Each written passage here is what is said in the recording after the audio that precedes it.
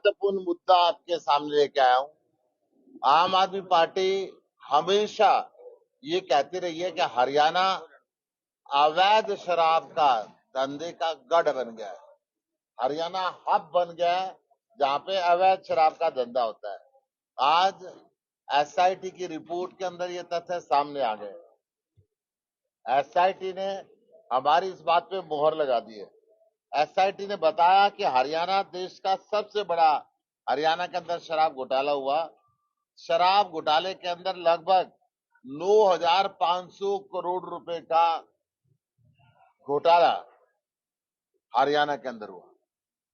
SIT की report में सामने आया कि जिन 50 लोगों की मौत नकली शराब पीने से हुई थी, उन 50 लोगों की मृत्यु के लिए शराब माफिया, एक्साइज विभाग, पुलिस विभाग पर नेताओं की मिलीभगत जिम्मेदार है।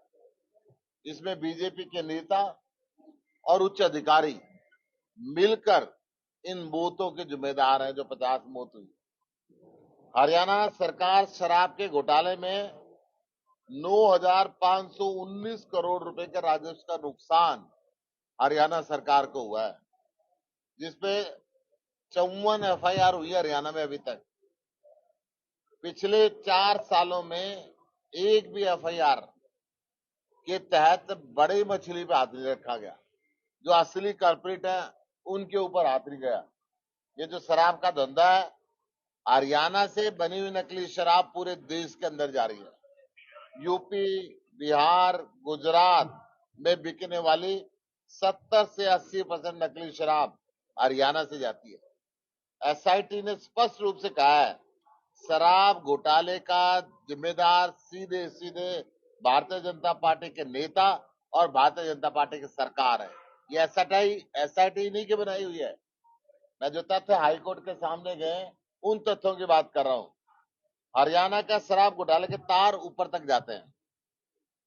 बताया जा रहा है कि हरियाणा बीजेपी के नेता नहीं, परंतु देश के कुछ बड़े नेता इस शराब घोटाले में सीधे सीधे सम्मिलित हैं। ऐसी चीजें कहीं न कहीं सामने आ रही है। हरियाणा के अंदर बनाने वाली नकली शराब का 70 से 80% हिस्सा गुजरात के अंदर बेचा जाता है। ये बहुत बड़े स्तर पे मिली भगत है। आप जानते हैं गुजरात में इतने बड़े स्तर पे अवैध काम करना तो किसकी मर्जी के बिना नहीं हो सकता। ये आप सबको खुले तौर पे मालूम है। मैं भाजपा का शराब कारोबार से रिश्ता हम पहले भी एक्सपोज कर चुके हैं, मैं पहले भी बार बार कह चुका हूं, परंतु कभी भी भाजपा सरकार इस बात के लिए एग्री नहीं हुई। आज एसआईटी ने खुद इनकी सरकार को, इनकी एसआईटी ने एक्सपोज किया है। आपको याद होगा दिल्ली शराब घोटाले में जो किंग पिन था शरद रेड्डी, उसने भारतीय जनता पार्टी को 60 करोड़ रुपए चंदा दिया था। और 60 करोड़ रुपए चंदा देने से पहले कभी भी उसने ये एक्सेप्ट नहीं किया था कि उसने अरविंद केजरीवाल को देखा या मिला।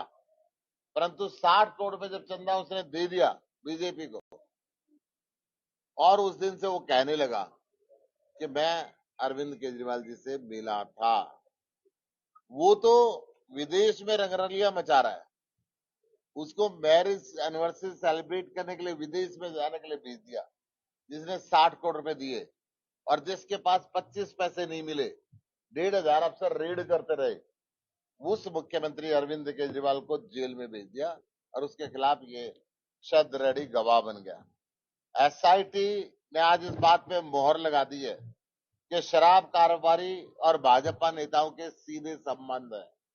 जब इस बात के सबूत सामने आ गए, हम इंतजार करते रहे कि ईडी और सीबीआई अब हरियाणा के असली घोटालेबाजों को पकड़ेगी। मनी लॉन्ड्रिंग इनके साथ जो हुई है वो करेगी। और एक निर्दोष मुख्यमंत्री जो फर्जी गवाह, जो 60 करोड़ रुपए बीजेपी को देता है, उसके बयान के बेस पे जिसको जेल में डाल रखा है, और असली शराब के घोटाले के मास्टरमाइंड अवैध शराब का धंधा करके खुलेआम घूम रहे हैं और धंधा अभी भी कर रहे हैं। हम मांग करते हैं कि ईडी, सीबीआई इसकी जांच करे। अगर जांच सही होती है तो बीजेपी के बड़े बड़े नेता जेल के अंदर जाएंगे और सारी दुनिया देखेगी किस प्रकार ये मौत के सौदागर बने, किस प्रकार इन्होंने शराब का धंधा किया, किस प्रकार 50 बेगुनाह नौतों की मौत के जिम्मेदार ये बीजेपी और उसके बड़े बड़े नेता जो अवैध शराब का कारोबार कर रहे हैं, मैं बता वो सामने एक्सपोज होंगे। एसआईटी की रिपोर्ट कॉपी मेरे पास है, तो आप देखना चाहेंगे जो हाईकोर्ट के निर्देशन है उसके कुछ प्रमुख पॉइंट मैं आपको बताना चाहूंगा। हरियाणा सरकार ने 8/11/2020 के आदेश के तहत कि 5 वरिष्ठ आईपीएस अधिकारियों की विशेष जांच एसआईटी बनाई और उसके प्रमुख पॉइंट मैं आपको बताना चाहूंगा। एक सप्ताह के भीतर लगभग 50 व्यक्तियों की मृत्यु। 2020 में जहरीली शराब के सेवन से लगभग 50 व्यक्तियों की मृत्यु हुई। इस अमानवीय घटना के बावजूद हरियाणा के विभिन्न जिलों में आबकारी विभाग, पुलिस में जिम्मेदार अधिकारी कर्मचारी विभाग दोषपूर्ण व्यक्तियों पर आज तक मामला नहीं दर्ज कर पाए। ये बात इस एसआईटी की रिपोर्ट के अंदर लिखी है। कुछ आईएएस, एचपीएस अधिकारियों के कार्य और आचरण के अतीत से हरियाणा राज्य में जहरीली शराब पीने और लोगों की मृत्यु की घटनाएं होती हैं।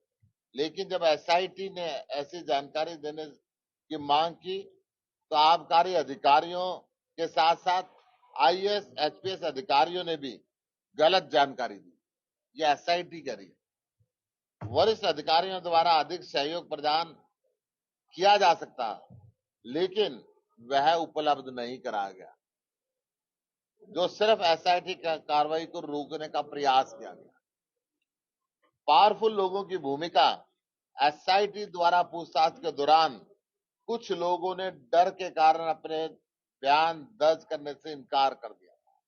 उन्होंने कहा कि इस अवैध कार्य में उच्च पदस्थ व्यक्ति, अधिकारी, राजनेता, अपराधी शामिल है। शराब के कारण व्यापार से राज्य के खजाने और नागरिकों के जीवन को भारी नुकसान हुआ है। दूसरों राज्यों में अवैध कारोबार।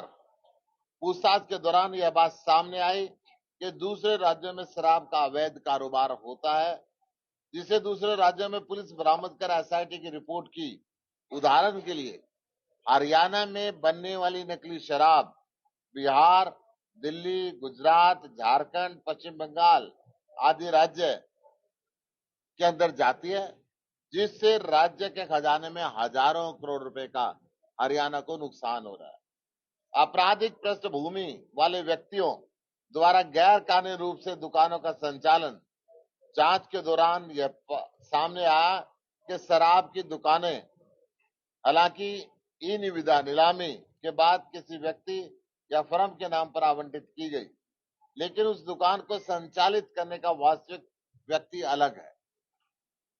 टेंडर किसी ने लिया, चला कोई रहा है, जो जघन्य अपराधों में शामिल है। साथ ही में आबकारी अधिकारियों, पुलिस अधिकारियों, स्थानीय प्रशासन और उच्च पदस्थ व्यक्तियों के बीच में भी सेटिंग है। यह एसआईटी बोल रही है। स्थानीय पुलिस द्वारा दोषपूर्ण और अनुचित जांच समय समय पर हरियाणा राज्य के साथ साथ अन्य राज्यों के विभिन्न पुलिस स्टेशनों में नकली शराब और अवैध व्यापार के संबंध में कई एफआईआर दर्ज की गई, लेकिन लोकल पुलिस द्वारा हर बार पक्षपातपूर्ण जांच की गई। यह एसआईटी का कहना है। अवैध कारोबार में 72 एफआईआर की जांच से पता चलता है कि नियमों के अनुसार निर्धारित परमिट और पास ही उनके पास नहीं थे, लेकिन फिर भी उपरोक्त अधिकारी 54 एफआईआर के अवैध कारोबार के सोर्स तक नहीं पहुंच पाए। आरोपियों के इन आरोप को जांच की जरूरत है, क्योंकि शराब माफिया वरिष्ठ नौकरशाह और राजनेताओं के बीच खिलाफ लगाए गए हैं। इसमें साठगांठ की काफी संभावना है। तो ये डिटेल रिपोर्ट है जो हाईकोर्ट के अंदर भी सबमिट हुई है। हाईकोर्ट के वरिष्ठ अभिवक्ता ने इसकी कॉपी ये दी है। मैं आप सबसे निवेदन करता हूं कि इतने बड़े पैमाने पे शराब का घोटाला हुआ, और 2020 से लेकर 2024 तक खट्टर सरकार ने जानबूझ के, बीजेपी की सरकार ने जानबूझ के इस एसआईटी की रिपोर्ट को सामने नहीं आने दिया। कई बार विधानसभा के अंदर भी इसकी मांग उठी, परंतु उन्होंने इसको दबा के रखा। अब जब ये लगने लगा कि हाईकोर्ट का डंडा सिर पे बोलेगा, जब ये लगने लगा कि हरियाणा में सरकार बदल रही है, जब ये लगने लगा कि देश में सरकार बदल रही है और बाद में इस एसआईटी को भी जवाब देना मुश्किल हो जाएगा, तब ये हाईकोर्ट के अंदर रिपोर्ट गई है। मैं आज मांग करता हूं, क्योंकि इसके अंदर कई राज्य शामिल हैं, कई राज्यों के अधिकारी बीजेपी के शामिल हैं, इसकी जांच सीबीआई के द्वारा होनी चाहिए। ये अभी रिपोर्ट आई है, आपको नहीं लगता कि जेजेपी ने भी कैंडिडेट डिक्लेयर नहीं किया है ताकि वो ऐसे कैंडिडेट डिक्लेयर न कर दें कि आपको नुकसान हो? आज बीजेपी जो मर्जी कह ले के जेजेपी का धंधा है, मैं कह रहा हूं ये बीजेपी का धंधा है। जेजेपी बहुत छोटे किंग पिन थी, सरकार को चलाने का दायित्व बीजेपी का था, मुख्यमंत्री बीजेपी का था। जब मुख्यमंत्री के नॉलेज में सारी चीजें हैं, जब एसआईटी का गठन हो गया 2020 में, 4 साल तक क्यों बीजेपी ने इस रिपोर्ट को रोक के रखा? पुलिस विभाग तो बीजेपी के पास था, एसआईटी तो बीजेपी के पास थी, क्यों बीजेपी ने रोक के रखा? क्योंकि वो साजे में मलाई खा रहे थे। सीएम नायब सैनी बार-बार कहते हैं कोई लिखित में शिकायत हम जांच करवाएंगे। एसआईटी ने दे दी ना हाईकोर्ट में, इससे फालतू लिखित क्या चाहिए? इनके राज्य की पुलिस है, इनके राज्य की पुलिस ने रिपोर्ट दी है, इससे फालतू क्या चाहिए? क्यों नहीं जेल के अंदर देते आज खट्टर साहब को और दुष्यंत चौटाला को, जो मुख्यमंत्री और उप मुख्यमंत्री थे, जो सीधे सीधे इस बात के लिए 50 लोगों की मौत के लिए जिम्मेदार है। और तो अजय चौटाला के विकल्प बयान आया है कि अगर जांच हुई तो मुख्यमंत्री, पूर्व मुख्यमंत्री मनोहर लाल पर आंच आएगी। आंच नहीं आएगी, वो जेल में जाएंगे, कोई दुनिया की ताकत उनको बचा नहीं सकती। कब तक बचेंगे? और 4 दिन की इनकी सरकार है। जब अवैध कारोबार के अंदर शामिल होंगे, 50-50 लोगों की जान जाएगी, उसकी रिपोर्ट को छुपा के रखेंगे, 6 राज्यों के अंदर अवैध शराब की सप्लाई कराएंगे। इस प्रदेश की सरकार को 9,519 करोड़ रुपए का राजस्व का नुकसान होगा, उसके लिए जिम्मेदारी तो भुगतनी पड़ेगी।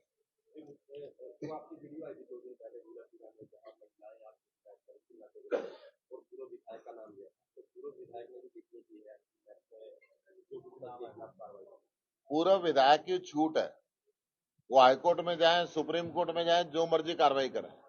शराब का धंधा मैं वचन देता हूं, मैं यहां पे बंद कराऊंगा। इनका जो अफीम चरस बेचने के काले धंधे चल रहे हैं, जिससे जवान बच्चे मारे जा रहे हैं, प्लास्टिक का चरस का धंधा यहां पे हो रहा है, इंजेक्शन लगा के बच्चे मौत के मुंह में धकेले जा रहे हैं, उसको मैं बंद कराऊंगा, खड़ा होकर बंद कराऊंगा। इनको जहां जाना जाए।